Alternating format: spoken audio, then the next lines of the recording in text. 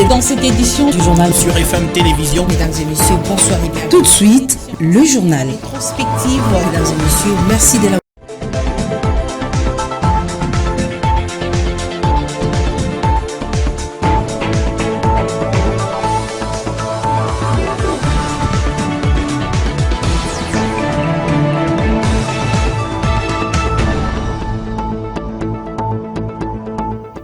Bonsoir à tous et merci de votre fidélité à la Fondation Maloua Télévision. On se retrouve dans le cadre de la grande édition du journal Bienvenue si vous nous rejoignez.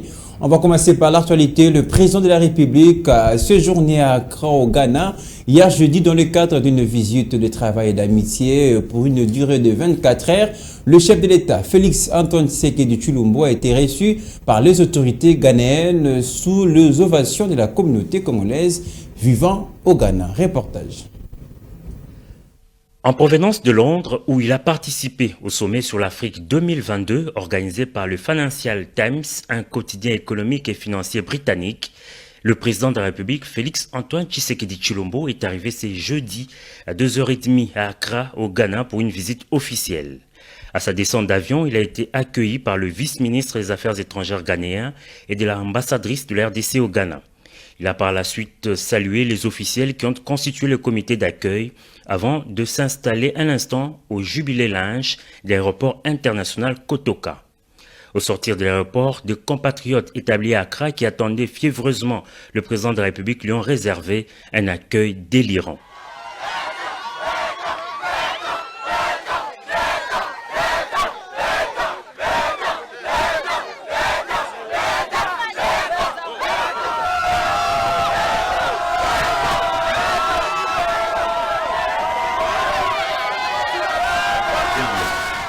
Et c'est dans cette ambiance de joie que le cortège présidentiel s'est ébranlé. Direction Kempinski Hotel d'Accra, où les chefs de l'État et sa suite ont érigé leur quartier général. Au courant de la journée de ce jeudi, le président sera reçu par son homologue ghanéen Nana Akufo-Addo au palais présidentiel Jubilee House pour un tête-à-tête et une réunion bilatérale. Ces deux dirigeants africains pourront à cette occasion poursuivre les entretiens entamés à Rotterdam aux Pays-Bas lors du sommet de septembre dernier sur l'adaptation de l'Afrique au changement climatique. Une conférence de presse va sanctionner les entretiens entre les deux chefs d'État. Fervent défenseur d'une Afrique intégrée, le président Tshisekedi devra visiter en fin de journée le secrétariat de la ZLECAf, zone de libre-échange continental africain, dont le siège se trouve dans le pays de Kwame Nkrumah.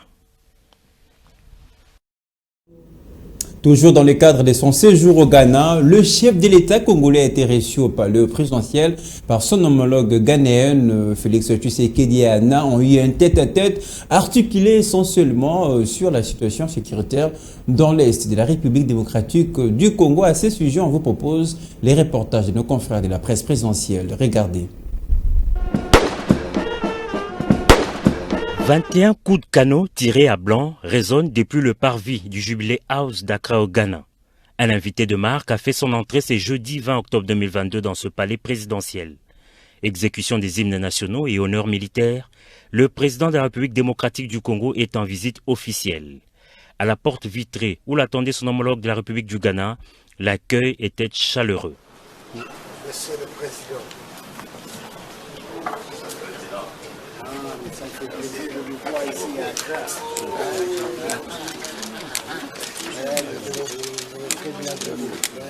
Très bien passé. Pour immortaliser ces instants, Nana Addo Dankwa Akufo-Addo a invité Félix Antoine Tshisekedi Tshilombo à poser pour la photo officielle. Après la présentation des officiels du gouvernement du Ghana et de la RDC, les deux chefs d'État se sont retirés pour un tête-à-tête d'une dizaine de minutes. Les entretiens se sont par la suite élargis en réunion bilatérale avec les collaborateurs respectifs. Des questions de coopération entre les deux pays ont été traitées. Par la même occasion, le président Tshisekedi a remis sur la table des discussions la question sécuritaire dans l'est de la RDC, étant donné que le Ghana est d'ici le mois prochain membre non permanent du Conseil de sécurité.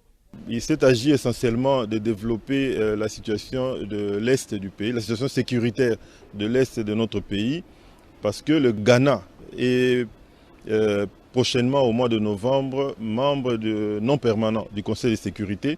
À ce titre-là, il y aura une réunion le 10 novembre à New York réunion de haut niveau et le président ghanéen a marqué tout son soutien au processus de pacification de l'Est. Il a mis à l'ordre du jour de cette réunion de New York la situation sécuritaire à l'Est du pays. Avant de prendre congé de son homologue, le chef de l'État congolais a été convié à apposer sa signature dans les livres d'or de ce palais. Les deux dirigeants sont convenus de se rencontrer en novembre prochain à Sharm el-Sheikh en Égypte lors de la COP27 pour faire avancer la cause de l'environnement en Afrique. On va changer de chapitre. La Commission électorale nationale indépendante a procédé ce vendredi au lancement de la campagne de sensibilisation sur la révision du fichier électoral en prévision des élections générales prévues en 2023. La cérémonie s'est déroulée à l'hôtel Béatrice à Lagobé. Rite Guinonzei nous en parle. Cette campagne de sensibilisation sur la révision du fichier électoral lancée ce jour par la CENI vise premièrement à conscientiser la population sur l'identification et l'enrôlement. Selon le deuxième vice-président de la centrale électorale Didi Manara, la CENI a besoin de l'accompagnement de la population. La CENI a besoin de l'accompagnement de la population dans cette phase en vue de faire enrôler le plus grand nombre d'électeurs. La Commission électorale nationale indépendante va utiliser toutes sortes d'outils pour la sensibilisation et selon les types de populations et des catégories de messages. Le président de la CENI qui a procédé au lancement officiel de cette campagne de sensibilisation électorale a précisé que lui et son équipe travaillent pour faire les choses différemment. La CENI a élaboré une feuille de route qui retrace les activités électorales jusqu'en 2027 et un plan stratégique et opérationnel qui vise à améliorer la crédibilité de l'institution et son image. Le bureau de la Commission électorale nationale indépendante a instauré une nouvelle culture d'inclusion, a indiqué Denis Kadima Kazadi. Rappelons que cette campagne a été couronnée par une caravane motorisée qui a sillonné différentes grandes artères de la capitale. Cette campagne va s'étendre sur l'ensemble du territoire national. Au terme de sa tournée à Kwamoutou, dans la province du Maïndombe, l'archevêque métropolitain de Kinshasa, le cardinal Fridolin Mbongo, je cité, a tenu une conférence de presse vendredi. Le prélat catholique a retracé la genèse du conflit intercommunautaire Teke et Yaka. On vous propose dans ce propos de les suivre. De la genèse et du conflit. Ces conflits se passent essentiellement à l'intérieur du territoire de Kwamoutou, pas au centre du territoire qu'est Kwamoutou cité. À Kwamoutou cité, il ne s'est rien passé, sinon le contre-coup de ce qui se passe à l'intérieur. Le conflit a éclaté dans le secteur des Bateke Sud qui coïncide avec le territoire de Kwamoutou, mais particulièrement dans le groupement des Bateke Sud. Il y a aussi un groupement comme ça. La cause, comme nous tous nous le savons, tout est parti de la majoration des redevances coutumières sur le produit issus de récoltes de terres exploitées que payent les campeurs, c'est comme ça qu'on les appelle là-bas, sont les fermiers, qui ont des terres en location dans le village Massiambe, groupement Doumou, secteur de Bateke Sud. Tout à fait autre chose dans ce journal, l'excellence, la bravoure, l'assiduité, etc. Voilà autant de qualifications des maîtres Malouabili Cléophas qui ont été approuvées et démontrées à la face du monde par le groupe Marcia Agency à travers un certificat d'excellence et d'entrepreneuriat associé au trophée Moussala Award. La cérémonie des remises de ces différents prix a eu lieu ce vendredi à sa résidence. Fifi Kalumbwe, Dandania Da Cruz, témoin de l'événement. Il a convaincu, il convainc et continue à convaincre par ses actions de bienveillance et de générosité ainsi que dans l'entrepreneuriat. Voilà pourquoi le groupe Maxi Agency n'a pas trouvé mieux que de lui récompenser par un certificat d'excellence et d'entrepreneuriat. C'est Maître Malouabili Cléophas, l'homme de nul n'a le droit d'être heureux seul sur la terre. Si nous sommes là aujourd'hui, c'était pour visiter d'abord la fondation Maloua et aussi par rapport à un événement qui a eu lieu le 16 octobre à la salle Africana Palace où la fondation a été aussi invitée. Vu les carnets ou l'agenda du président, il n'était pas disponible, il n'a pas pu assister. Et si nous sommes là aujourd'hui, c'était pour voir le président et lui décerner son prix.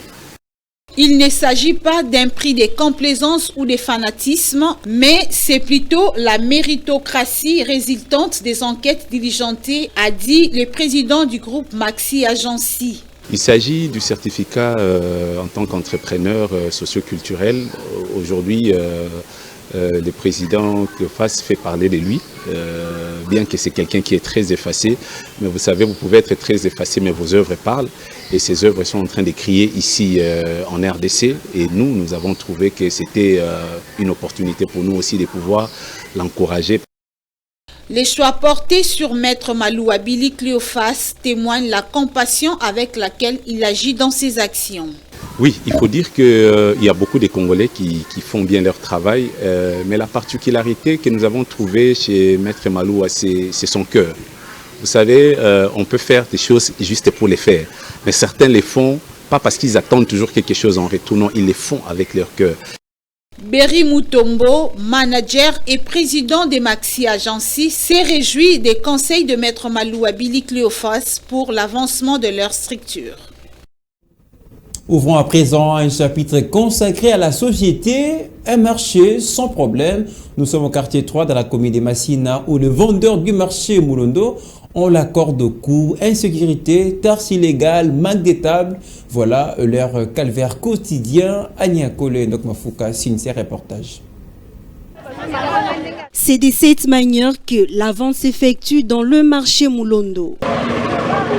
Des marchandises étalées à même le sol, de risques sanitaires sont à craindre, mais il n'y a pas de choix. Un autre calvaire vécu par les vendeurs de ces marchés, c'est le problème des transports. La suspension du trafic du train leur fait payer cash. Le chemin de fer, c'est à la charge de l'ONATRA. Mais depuis la suspension du trafic du train, la route est foutue. Et vu cette situation, lors de la pluie, la route est inondée. Pas moyen de vendre pour ces femmes qui viennent se chercher.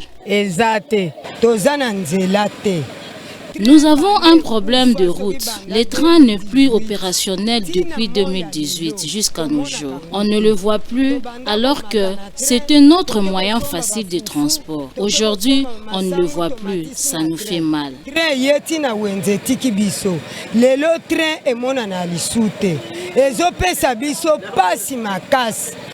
La liste de problèmes que connaissent les commerçants de ces lieux de négoce n'est pas exhaustive. Une dame qui fait la loi au marché Moulondo, sans qualité ni mandat, exige un montant pour chaque marchandise qui entre dans ce milieu commercial, comme nous ont relaté certains vendeurs anonymes. L'insécurité, voilà un autre mal qui freine la vente.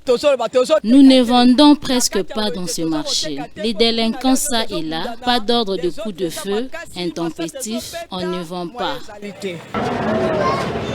À l'allure où vont les choses, les vendeurs risqueront de plier bagages et déserter le marché. On va changer des communes, pas des tables pour mieux exercer leur activité commerciale. C'est l'inquiétude des vendeuses et vendeurs du marché Makala dans la commune qui porte les mêmes noms. Leurs cris de détresse sont directement dirigés vers les autorités compétentes. Anya Kole Papivango nous en dit plus. Le marché Makala présente déjà une mauvaise image. On y trouve des tables dans de mauvaises conditions et qui ne correspondent pas aux marchandises. On parle aussi des carences de tables. Bref, c'est ce qui fait que certaines vendeuses préfèrent vendre à même les sols et même près des caniveaux, ce qui risque d'affecter leur santé. Nous préférons vendre hors du marché. Premièrement, à l'intérieur du marché, les propriétés des tables sont là mais invisibles. Si tu oses étaler tes marchandises, c'est quand tu verras les propriétés. Pour avoir une table, c'est compliqué et il faut payer une somme de $40. Où trouverons-nous cette somme? D'ailleurs, le marché n'a rien d'intéressant. Très en colère, le vendeur se sont décidés de décharger les autorités. On ne voit personne à part le chef du marché qui s'occupe de nous. Les autorités, on ne le voit pas et on ne les connaît pas. Les députés de ces pays sont vraiment des menteurs. Quand ils viennent, ils nous donnent que le sardine, les sacs de riz, mais ils n'arrangent rien. Une fois au pouvoir, ils nous abandonnent. Amélioration de la situation, c'est tout ce que ces vendeurs espèrent. Toujours en société, quand il pleut dans certaines régions de la capitale, la population n'est pas du tout tranquille, celle qui vit les longs ou aux abords de la rivière Kalamou, par exemple, toujours inquiète, craignant que les eaux sortent de leur lit pour envahir leurs habitations. Torres Atibo nous donne les précisions. Les riverains de la rivière Kalamou font face à un danger permanent. En cette période de pluie, l'eau peut sortir violemment de son lit et gâcher le quotidien de la population environnante. Avant que le pire n'arrive, les habitants du quartier Funa font des propositions. Quand il pleut ici, les avenues sont inondées. Si on peut nous aider à utiliser des tracteurs dans la rivière pour évacuer des déchets, comme ça on ne va plus commencer à demander de l'aide aux autorités.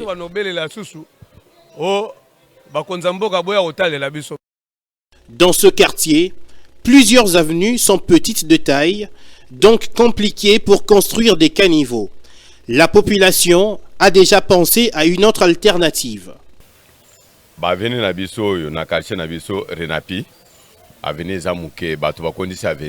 Les avenues de notre quartier Renapi sont trop petites. On peut faire des tuyaux qui vont partir vers la rivière Kalamou. D'autres tuyaux peuvent partir d'ici vers l'avenue Mutongole, où il y a déjà d'autres tuyaux pour diriger l'eau vers la rivière.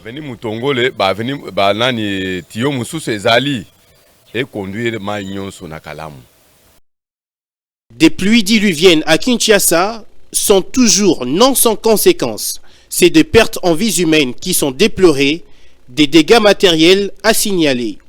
Tout ceci, c'est à mettre à l'actif de la mauvaise canalisation d'eau. Un dernier mot avant de clore les chapitres société. Ce n'est pas du tout évident de rentrer paisiblement à la maison quand on habite le quartier Louboudi, dans la commune de Selembao, où les sécurités règnent en maître. Même pendant la journée, les Koulouna, comme on les appelle, opèrent sans relâche. Les détails, c'est dans ces reportages. Impossible de rentrer calmement à la maison quand on habite ce quartier. Le danger est maintenant permanent sur cette avenue car les Koulouna se battent pendant la journée. Pendant leurs affrontements, s'ils trouvent de la marchandise à l'extérieur, ils passent au pillage. Les Koulouna nous attaquent ici sur notre avenue Tatamena. Nous ne sommes pas en paix ici. Ils ne partent pas loin, ils sont juste ici à côté. Nous les chassons d'ici, mais ils sont résistants. Surtout ces derniers temps, nous sommes mal à l'aise. Ils se battent devant nos yeux avec leurs machettes. Nous les mamans ne sommes pas en paix. Sur mon avenue, ils ne perdent pas parce qu'ils savent que je n'ai pas d'enfants Koulouna. Mais sur l'avenue Kimpese, ils se battent, ils prennent les marchandises. Actuellement, il n'y a pas de vente là-bas. La population de ce coin lance un SOS aux autorités. Nous demandons aux autorités de nous venir en aide, qui viennent faire le bouclage ici pour tous les arrêter. En fin de semaine dernière, la police avait improvisé un bouclage dans les communes de Lingouala et Kinshasa pour appréhender ces Koulouna et ainsi juguler tant soit peu ce phénomène. La population de cette région attend aussi une opération similaire. On va parler sport. À présent, dans ce journal, le sélectionneur national de la RDC, Sébastien Desabre, a dévoilé ses objectifs avec les Léopards seniors. À l'occurrence, une qualification à la CAN 2025 et une autre au Mondial 2026. C'était à l'issue de sa première conférence de presse. Le technicien français a tout de même insisté sur la collaboration et compte sur le soutien de tous. Nous y reviendrons dans nos prochaines éditions.